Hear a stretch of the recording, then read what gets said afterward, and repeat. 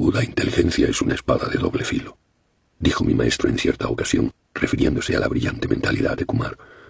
Puede usarse constructiva o destructivamente como un cuchillo, para cortar el lazo de la ignorancia o para degollarse uno mismo. La inteligencia puede guiarse rectamente solo cuando la mente ha reconocido la imposibilidad de escapar a la ley espiritual. Mi maestro se relacionaba libremente con los discípulos, hombres y mujeres, tratándolos a todos como a sus hijos.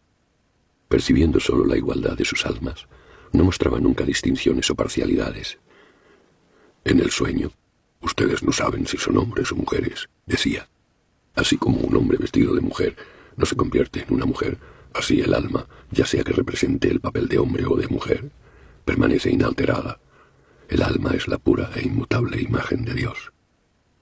Siyu Teshwar nunca rechazaba o culpaba a la mujer como causa de la caída del hombre. Él afirmaba que el hombre constituye también una tentación para la mujer. En cierta ocasión le pregunté a mi maestro por qué un gran santo de la antigüedad había dicho que la mujer era la puerta del infierno. Alguna muchacha debió de causarle mucha turbación en la primera etapa de su vida, contestó el maestro cáusticamente. De otra manera, tendría que haber acusado no a la mujer, sino a alguna imperfección de su autocontrol.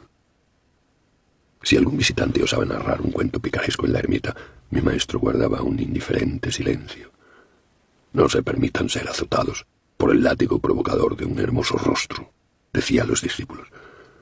¿Cómo pueden los esclavos de los sentidos gozar del mundo? Los sutiles matices de éste se hallan fuera del alcance de ellos, mientras se hunden en el fango primitivo. El hombre poseído de pasiones elementales pierde todo discernimiento refinado. Los estudiantes que buscaban escapar de la ilusión del sexo que proviene de Maya recibían de Siyu Teshwar pacientes y comprensivos consejos. Así como el hambre, no la gula, tiene un propósito legítimo, así el instinto del sexo ha sido creado por la naturaleza para la propagación de la especie y no para suscitar insaciables deseos, solía decir. Destruyan ahora los malos deseos. De otra manera les perseguirán, después de que el cuerpo astral se escape de su prisión física. Aun cuando la carne sea débil, la mente debe permanecer constantemente firme. Si la tentación los asalta con inusitada violencia, vénzanla por medio del análisis impersonal y de la voluntad férrea. Toda pasión natural puede ser dominada. Conserven sus poderes. Sean como el espacioso océano y absorban serenamente todos los tributarios ríos de los sentidos. Los deseos de placeres sensoriales son como perforaciones en el depósito de la paz interior y permiten que las vitales aguas se desperdicien en la árida tierra del materialismo. El compulsivo y activante impulso del mal deseo es el mayor enemigo de la felicidad del hombre. Caminen por el mundo como leones del autocontrol. No permitan que las ranas de las debilidades sensuales los importunen. El verdadero devoto es finalmente liberado de todas sus compulsiones instintivas, transformando su necesidad de afectos humanos en aspiraciones de Dios solamente. Así nace en él un amor único, porque es omnipresente. La madre de Siyu Teshwar vivía en el distrito de Rana Mahal, en Benares, en donde visité por primera vez a mi gurú. Agraciada, dulce y bondadosa, ella era, sin embargo, una mujer de resueltas opiniones. Un día que estuve en el balcón de su casa, observaba yo a la madre y al hijo hablando juntos. A su quieta y apacible manera, mi maestro trataba de convencer a su madre de algo. Aparentemente no lo consiguió, puesto que su madre movía la cabeza vigorosamente en señal de negativa. No, hijo mío, ahora vete. Tus palabras sabias no son para mí. Yo no soy tu discípula. Siyu Teshwar se retiró sin ningún comentario, como un niño regañado. Me conmovió el gran respeto que profesaba hacia su madre, incluso ante actitudes irracionales de ella. Ella seguía mirándole como a su pequeño hijo, y no como a un sabio. Había cierto encanto en aquel pequeño episodio, pues a través de él pude apreciar un nuevo aspecto de la desusada naturaleza de mi maestro, internamente humilde y exteriormente inflexible. Las reglas monásticas no permiten que un swami retenga sus conexiones con los lazos mundanos después de haber hecho sus votos formales. No puede éste celebrar los ritos ceremoniales para la familia, que son obligatorios para los hombres de hogar. Sin embargo, Shankara, el antiguo reorganizador de la orden de los swamis, hizo caso omiso de tales prescripciones. A la muerte de su amada madre, Incineró su cuerpo con un fuego celeste que él hizo surgir de su propia mano. Sir Tesor también hizo caso omiso de esas restricciones, aunque en forma menos espectacular. Cuando su madre murió, él preparó los servicios crematorios a orillas del Ganges, en Benarés, y dio de comer a muchos brahmines, de acuerdo con las costumbres que regían para los hombres de familia. Las prohibiciones sástricas fueron hechas con el objeto de ayudar a los swamis a vencer las estrechas ataduras de toda identificación. Shankara y Sri Yukteswar habían sumergido completamente sus seres en el espíritu impersonal y no necesitaban tales reglas de protección. En ocasiones, algún maestro intencionalmente omite un canon para destacar el principio que le da sentido como superior e independiente de su formulismo. También Jesús arrancó espigas en el día de descanso. A los inevitables censores les dijo: el sábado ha sido instituido para el hombre, y no el hombre para el sábado. Fuera de las escrituras mi maestro leía muy raramente. Sin embargo, estaba invariablemente enterado de los más recientes descubrimientos de la ciencia, así como de otros progresos del conocimiento. Conversador admirable, con gusto intercambiaba opiniones sobre innumerables temas con sus huéspedes. Su agudo ingenio y su vibrante risa amenizaban todo diálogo. Aun cuando su apariencia fuera a menudo grave, el maestro jamás estaba deprimido. Para encontrar al Señor no es necesario desfigurarse el rostro. Solía decir, citando el pasaje bíblico: recuerda que el encuentro con Dios significa el entierro de todos los pesares. Entre los filósofos, profesores, abogados y científicos que visitaban la ermita, muchos llegaban por primera vez, esperando encontrarse con un dogmático religioso. Una altiva sonrisa o una mirada llena de condescendiente tolerancia revelaba ocasionalmente la actitud de los visitantes, quienes no esperaban recibir otra cosa que unas pocas pláticas piadosas. Mas, luego de haber charlado con Sri Yukteswar y descubierto que él poseía conocimientos precisos acerca de sus respectivas especialidades, los visitantes se mostraban reticentes a abandonar su compañía. Habitualmente mi maestro era gentil y amable con sus visitantes y les daba la bienvenida con una cordialidad encantadora. Sin embargo, los ególatras inveterados a veces sufrían una enérgica sacudida. Estos encontraban en mi maestro una fría indiferencia o una formidable oposición, hielo o hierro. En cierta ocasión un notable químico cruzó su espada con mi maestro. El visitante no admitía la existencia de Dios, ya que la ciencia no había encontrado ningún medio para descubrirlo. Así que usted ha fracasado inexplicablemente en aislar el poder supremo en sus tubos de ensayo. Mi maestro lo miró con severidad. Yo le recomiendo un nuevo experimento. Examine detenidamente sus pensamientos durante 24 horas. Ya no se asombrará más de la ausencia de Dios. Un conocido erudito recibió una sacudida similar. En su primera visita, hasta las vigas retumbaban, mientras recitaba pasajes del Mahabharata, de los Upanishads y de los Vāsiyas, comentarios de Shankara. Estoy esperando oírle. El tono de voz de Sri Yukteswar era inquisitivo, como si todo el tiempo hubiera reinado un gran silencio. El pandit estaba confundido. Sus citas han sido superabundantes. Las palabras de mi maestro despertaron mi hilaridad, en tanto me sentaba en un rincón a respetuosa distancia del visitante. Pero ¿qué comentario original puede usted ofrecer desde el punto de vista de su propia vida? ¿Cuál texto sagrado ha absorbido usted y ha hecho suyo? ¿De qué forma esas antiguas verdades han renovado su naturaleza? ¿Se siente usted satisfecho con ser solo un gramófono viviente que repite de manera mecánica las palabras de otros hombres? Me doy por vencido. El desconcierto del erudito era manifiestamente cómico. No poseo percepción interior alguna. Por primera vez quizá el pandit comprendió que la capacidad para discernir sobre la colocación de una coma no remedia un estado de coma espiritual. Estos vanidosos eruditos sin vida husmean indebidamente la lámpara del saber, ignorando sus preceptos, comentó mi gurú tras la partida del escarmentado visitante. Considerando la filosofía como un agradable deporte intelectual, no establecen relación alguna entre los elevados pensamientos de aquella y la cruda acción externa o la rigurosa disciplina interior. En otras ocasiones, mi maestro solía enfatizar la futilidad del conocimiento basado meramente en los libros. No confundan el saber con la posesión de un amplio vocabulario, decía. La lectura de las Sagradas Escrituras es beneficiosa, ya que estimula el deseo de alcanzar la percepción espiritual interior. Siempre que se lea solo una estrofa a la vez, procurando asimilarla lentamente. De otro modo, es posible que un estudio intelectual constante no aporte sino vanidad, falsa satisfacción y un conocimiento mal asimilado. Siyut Tesua relataba una de sus propias experiencias edificantes en el aprendizaje de las Escrituras. La escena ocurría en una boscosa ermita del este de Bengala, en donde él observó la técnica de un renombrado educador llamado Dabru Balab. Su método, a la vez simple y difícil, era común en la antigua India. Dabru Balab había reunido a sus discípulos en las soledades selváticas. El sagrado Bhagavad Gita estaba abierto ante ellos. Concienzudamente leían un pasaje durante media hora y luego cerraban los ojos. Pasaba una media hora más y el maestro hacía un comentario breve.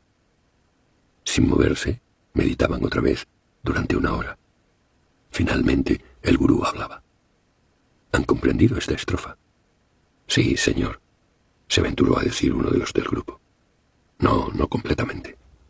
Busquen la vitalidad espiritual que ha dado a estas palabras el poder de rejuvenecer a la India siglo tras siglo. Otra hora pasó en silencio. El maestro despidió a sus estudiantes y volviéndose a Sri Yukteswar le preguntó: ¿Conoce usted el Bhagavad Gita? No, señor, realmente no. Aun cuando mis ojos y mi mente han recorrido sus páginas muchas veces. Cientos de personas me han contestado de una manera muy diferente. El gran sabio sonrió a mi maestro, bendiciéndole. Si uno dedica el tiempo a hacer ostentación de su conocimiento de las Escrituras, ¿qué tiempo queda para la silenciosa meditación interior que se sumerge profundamente en busca de las inapreciables perlas? Sri Yukteswar dirigía el estudio de sus discípulos por el mismo método de enfocar con intensidad la mente en un solo punto a la vez. La sabiduría no se asimila con los ojos, sino con los átomos, decía. Cuando la convicción de una verdad no esté únicamente en tu cerebro, sino en todo tu ser, entonces quizás podrás dar testimonio de su significado. Él solía disuadir al discípulo de la tendencia a construirse un conocimiento bibliográfico como paso necesario para lograr la unión divina. Los rishis escribieron en una frase tan grandes profundidades que los comentaristas eruditos han estado ocupados en ellas durante generaciones, observaba. Las interminables controversias literarias son para las mentes perezosas. ¿Qué pensamiento hay más liberador que Dios es o simplemente Dios? Pero el hombre no regresa con facilidad a la sencillez. Para un intelectual, raramente Dios es suficiente. Requiere más bien de un conjunto de pomposos postulados y su ego se deleita ante su capacidad de captar semejante erudición. Las personas orgullosamente conscientes de su riqueza o posición en el mundo con frecuencia se veían obligadas, en presencia de mi maestro, a agregar la humildad a sus demás posesiones. Un magistrado de la localidad llegó una vez para una entrevista con mi maestro a su ermita cercana al mar, en Puri. El hombre tenía fama de despiadado y podía, si lo deseaba, privarnos de nuestro ashram. Hice ver a mi maestro esta posibilidad. Pero él permaneció sentado, con un aire indiferente, y ni siquiera se levantó para saludar al visitante. Ligeramente nervioso, me coloqué en cuclillas cerca de la puerta. El visitante se tuvo que conformar con una caja de madera para sentarse, ya que mi maestro no me mandó traerle una silla. Aun cuando el magistrado obviamente esperaba que su importancia fuese ceremoniosamente reconocida, sus expectativas quedaron insatisfechas. Principió una discusión metafísica. El huésped, confuso, erró en sus interpretaciones de las Escrituras.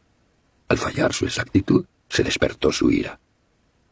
¿Sabe usted que yo logré el primer lugar en los exámenes para obtener la licenciatura en letras? La razón le había abandonado, pero aún podía gritar. Señor magistrado, olvida usted que esta no es una sala de su corte, replicó mi maestro sin alterarse. Por sus infantiles comentarios, uno pensaría que su carrera en la universidad no fue notable. Un grado universitario, en todo caso, no está relacionado con la percepción interior védica. Los santos no se producen a montones cada semestre como los contadores. Después de un silencio abrumador, El visitante soltó una sincera carcajada y dijo humildemente: «Este es mi primer encuentro con un magistrado celestial». Luego hizo una súplica formal, envuelta y saturada en los términos legales que eran parte de su manera de ser, para ser aceptado como un discípulo a prueba. En varias ocasiones Sri Yukteswar, al igual que lo hiciera la Giri Mahasaya, desalentó a algunos estudiantes que deseaban ingresar a la orden de los swamis y que no se encontraban realmente preparados para adoptar ese tipo de vida. Quienes visten la túnica ocre, pero carecen de la correspondiente unidad con Dios, son causa de confusión para la sociedad, solían decir ambos maestros. Olvida los símbolos externos de la renunciación, los cuales podrían perjudicarte al producir en ti un falso orgullo. Lo único que importa, en realidad, es que estés progresando espiritualmente cada día en forma constante, y Kriya Yoga es el método para lograrlo. Al considerar el mérito de un hombre, el santo recurre a un criterio inalterable que difiere marcadamente de las cambiantes pautas de este mundo. Para un maestro, en efecto, la humanidad, la cual se considera a sí misma como dotada de tanta variedad, se divide en solo dos clases de personas: la gente ignorante, que no busca a Dios, y la gente sabia, que le busca. Mi gurú atendía personalmente todos los detalles de la administración de su propiedad.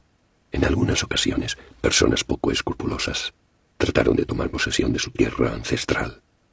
Con determinación e incluso entablando demandas judiciales, Sri Yukteswar venció a sus oponentes. Pasó por todos esos penosos incidentes con el deseo de no ser jamás un gurú mendicante o una carga para sus discípulos. Su independencia financiera era una de las razones por las que mi maestro, alarmantemente franco, era inocente a las astucias de la diplomacia. A diferencia de aquellos instructores que tienen que halagar a los que los sostienen, mi gurú era invulnerable a la influencia abierta o sutil de la riqueza de otros. Nunca le oí solicitar ni sugerir la necesidad de dinero para ningún propósito. La educación en su ermita se impartía gratuitamente a todos los discípulos. Un delegado de la corte llegó cierto día a las Ashram de Serampore para presentar una notificación legal. Uno de los discípulos, llamado Kanai, y yo le condujimos a la presencia del maestro. La actitud del funcionario era decididamente ofensiva para Sri Yukteswar.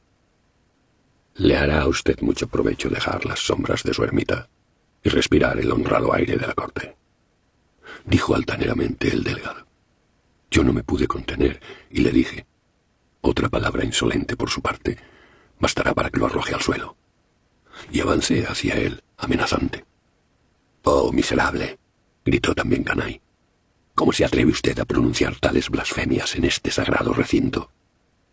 Pero mi maestro se interpuso protectoramente delante de su ofensor. «No se exciten ustedes por tan poca cosa. Este hombre está únicamente cumpliendo con su deber». El funcionario, desconcertado por esta variada recepción, presentó sus excusas y rápidamente se retiró. Era realmente asombroso ver a un maestro de tan arrolladora voluntad permanecer en aquella calma. Él era un ejemplo de la definición védica de un hombre de Dios. Más suave que la flor cuando se trata de amabilidad, más potente que el rayo cuando los principios están en juego. Siempre hay en el mundo quienes, como dice Browning, no toleran la luz, siendo ellos mismos oscuros. Cuando ocasionalmente algún extraño zahería a Sri Yukteswar por alguna ofensa imaginaria, mi maestro imperturbable escuchaba atenta y cortésmente, analizándose a sí mismo para comprobar si había alguna brizna de verdad en lo que aquel individuo le decía. Esos episodios traían a mi mente una de las inimitables observaciones de mi maestro. Hay personas que tratan de ser altas, cortando la cabeza a los demás. La invulnerable compostura de un santo es impresionante, más allá de toda descripción. Más vale hombre paciente que valiente, mejor dominarse que conquistar ciudades. Con frecuencia me he hecho la reflexión de que mi majestuoso maestro pudo fácilmente haber sido un emperador o un conquistador que sacudiera el mundo si su mente se hubiera concentrado en la fama o en el éxito mundano. Pero en lugar de ello, había escogido acometer contra las ciudadelas interiores de la ira y del egocentrismo cuya conquista revela la verdadera grandeza de un ser humano.